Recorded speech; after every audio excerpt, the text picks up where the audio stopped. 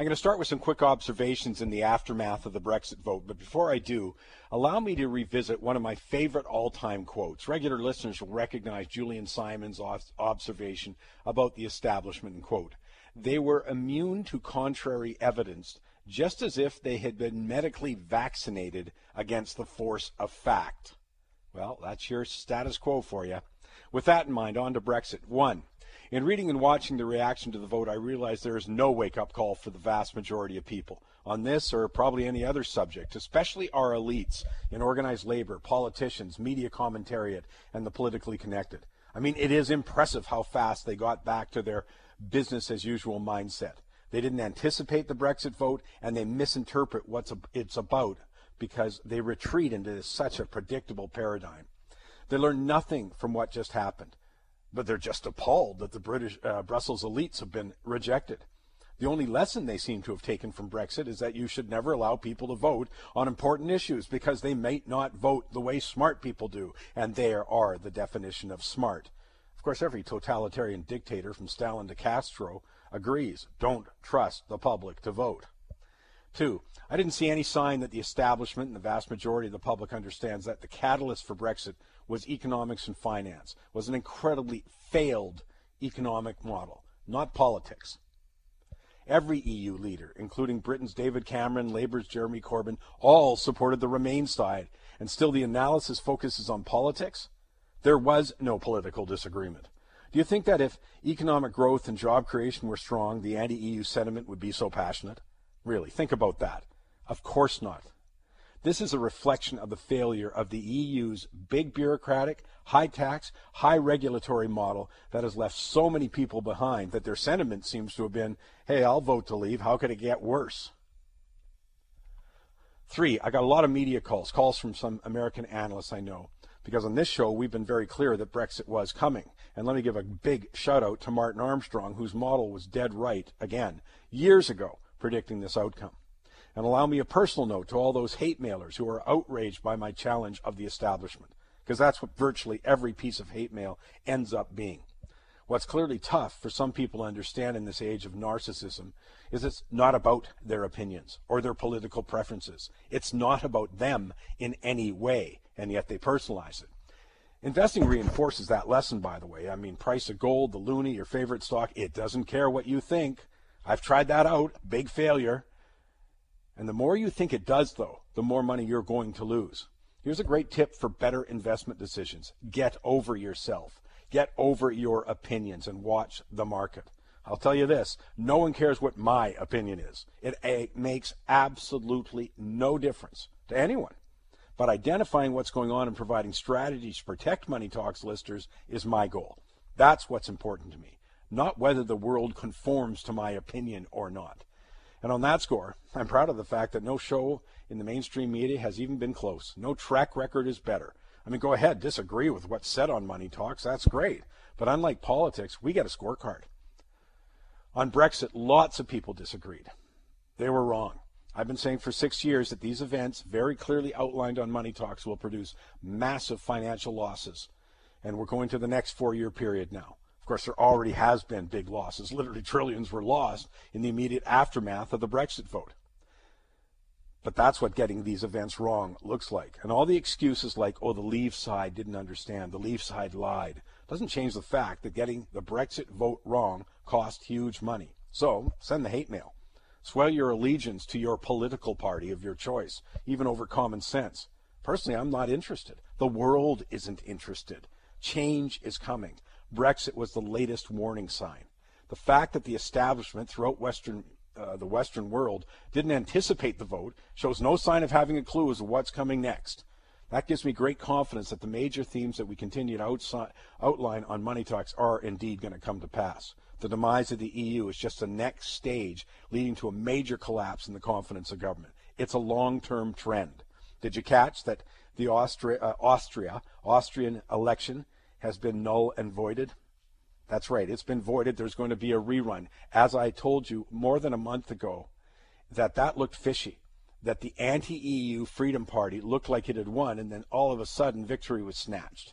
Well, they're going to redo it. But the point is, it was into the so-called anti-Euro Brexit theme well before they took the vote.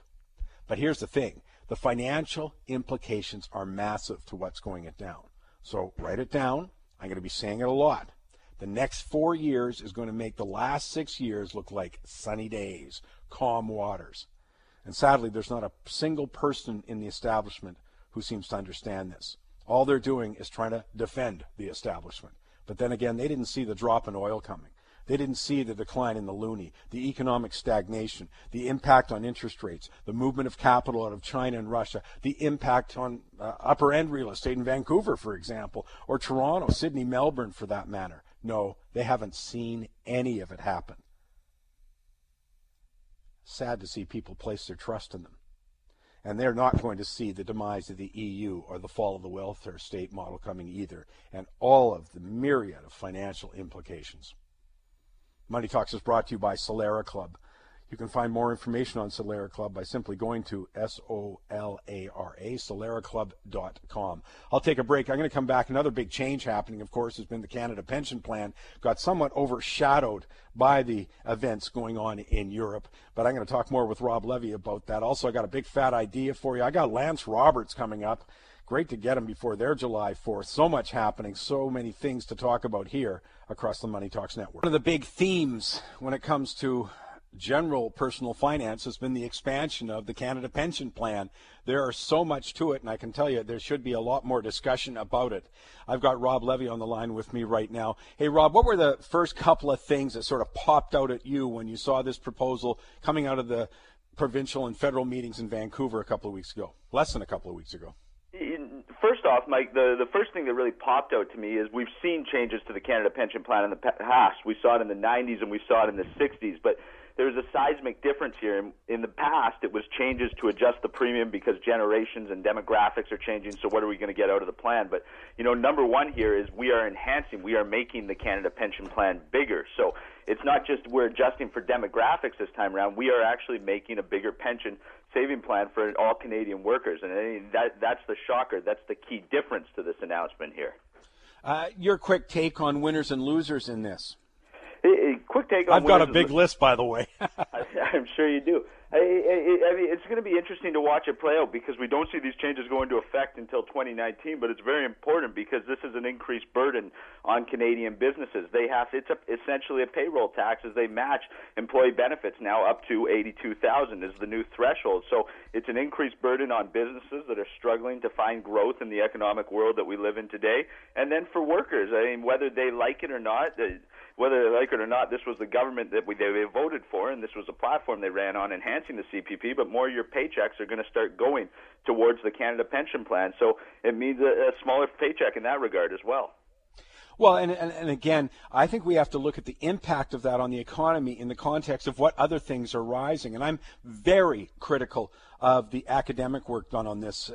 We have some very good economists in this country. They are failing in this regard. And that is, they study and they go, okay, well, what will be the impact on employment? Well, they have to take that into account, including property tax increases. If you're in Alberta, you've got some carbon tax increases because it's not revenue neutral. You've got, the list is long. It could be a fee, could be licensing, could be an MSP premium, could be property purchase taxes. The list is really a long one. So this is where I think that our economic establishment has gone so very wrong. They don't take the entire pie of what's happened to us and say, okay, what's going to be the impact? But you're right on businesses. I'll tell you who's a real loser here is anyone who's self-employed.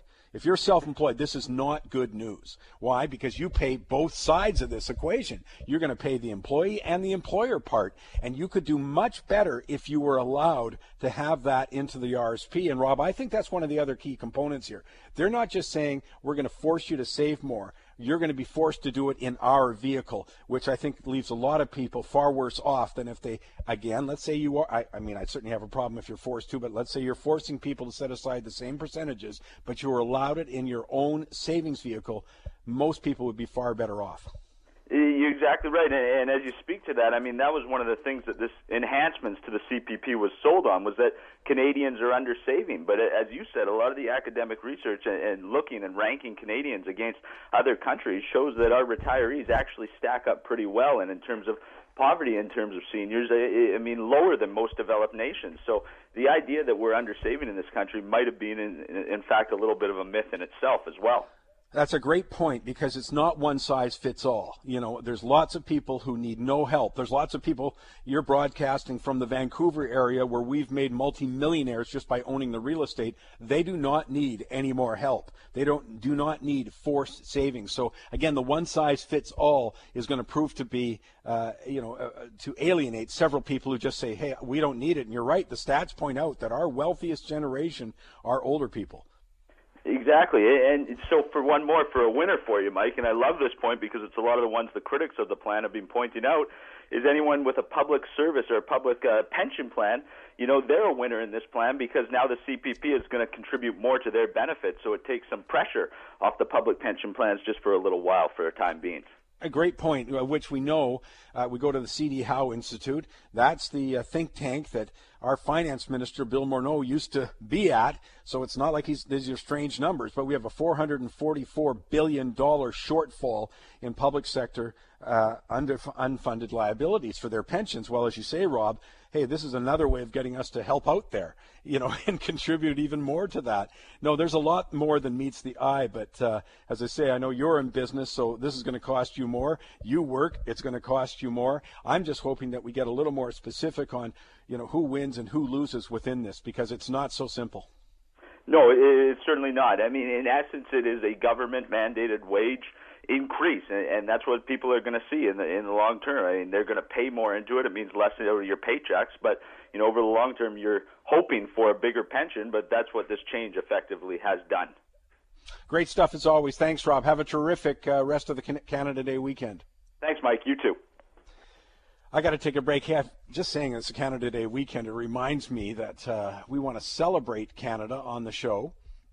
There's lots to talk about, but so I thought I'd share with you a few Canadian inventions. When we come back, I'm going to give you one that maybe you're not so, you're going to be very familiar with the invention, but I'm saying you don't know that Canadians invented it. I'll do that when we join Thomas Beattie, also CEO of Valeo, coming up on The Big Fat Idea. Stay with us. I said we're celebrating Canadians' innovative ideas. And, of course, that's going to be the key to any economy going forward, is the level of entrepreneurialism, innovation, that kind of stuff. Well, Canadians, of course, have been involved in all sorts of very famous inventions, like the telephone, for example. The list goes on. It's interesting. The first Canadian patent was for one of the light bulbs. That patent and that approach was sold to Thomas Edison. And it was a very rudimentary thing. Edison improved it, and presto, became famous. That was Canadian, though, at its origins, at its beginning. But what about other things? Well, I thought, let's start practical. Things that's an everyday thing. I'll give you a couple things Canadian has invented. The garbage bag. That's right, that big, green, hefty garbage bag that becomes my friend once a week as I take it down to the curb. My favorite, by the way, government service is garbage collection. Here's the other one. The zipper. I have a good use for a zipper every day. Could you imagine if we were back to the buttons, how much time that would take? Well, the zipper was invented by a Canadian. I'll share some others on this Canada Day weekend with you coming up in the show. But right now it's time for the big fat idea. Thomas Beattie is with me. He's CEO of Valeo. First, Thomas, I really appreciate you finding time on the long weekend. And this is kind of a cool deal, though. When you look at specific ideas and what we're doing, the whole financial tech industry, the fintech, is really fascinating. It certainly is, Mike. Tell us, how, your approach. Of course, you're in that business, but what's the specific big fat idea? It's the delivery of financial services through better technology, and it isn't actually new. It's a great buzzword, but ATMs are a good example from the late 1960s, and now it's about leveraging mobile technology to improve customer experience and cut costs. To me, it's sort of taking that sort of social network, that we're so familiar now with Airbnb and so many others. I'm sorry. I mean, that's just a limited example, but so many others like Uber, et cetera. But joining people together, I guess, is what I'm trying to say. Give me an example why you think this is a good idea for individuals to look into.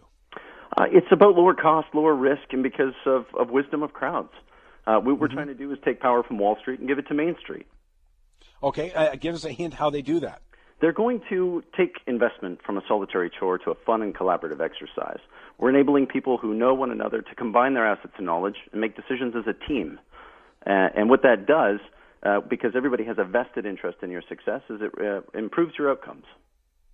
I'm sort of thinking like this is sort of the modern version of the investment club, as you say, pooling people's intelligence. Or it makes me smile because I'm thinking of you want to be a millionaire. They found out when they asked the crowd how much more accurate they were than on individual basis. That's exactly what it is, Mike. And we're just enabling people to use their mobiles to propose, discuss, and vote on trades which execute automatically on majority.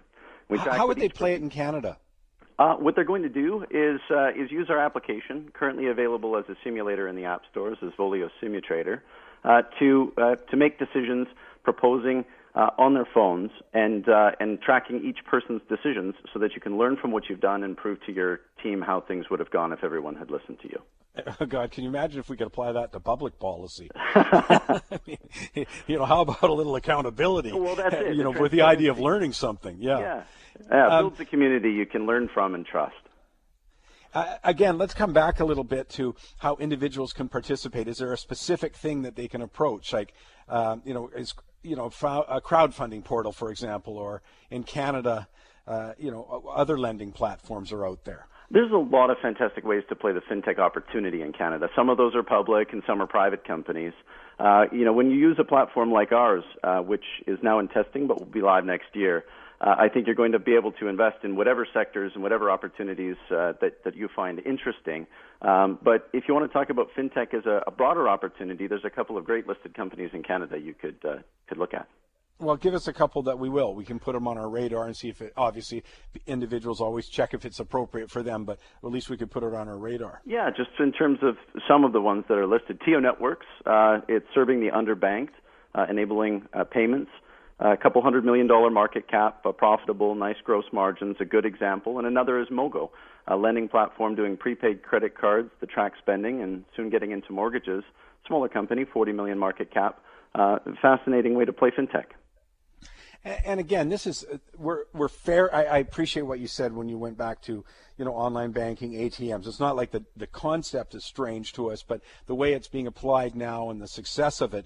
How long should I expect to hold these kind of things? I mean, it seems to me like you're in the early stage. I know I'm uncomfortable saying that, but it's not necessarily something you're looking to trade. This is a sweeping trend that will benefit long-term investors. In the short term, you're mostly exposed to changes in valuation that are driven by sentiment. We saw some of that sentiment last week with Brexit. In the long run, the driver of returns is going to be earnings and earnings growth. And finance is a hugely lucrative sector. The top 6 banks earned more than $30 billion last year. This is great stuff. I'm so glad you had a chance to introduce it to us. Thomas Beattie, he's the CEO of Voleo, Voleo. Thomas, have a terrific rest of the long weekend. Appreciate your time. Thanks, Mike.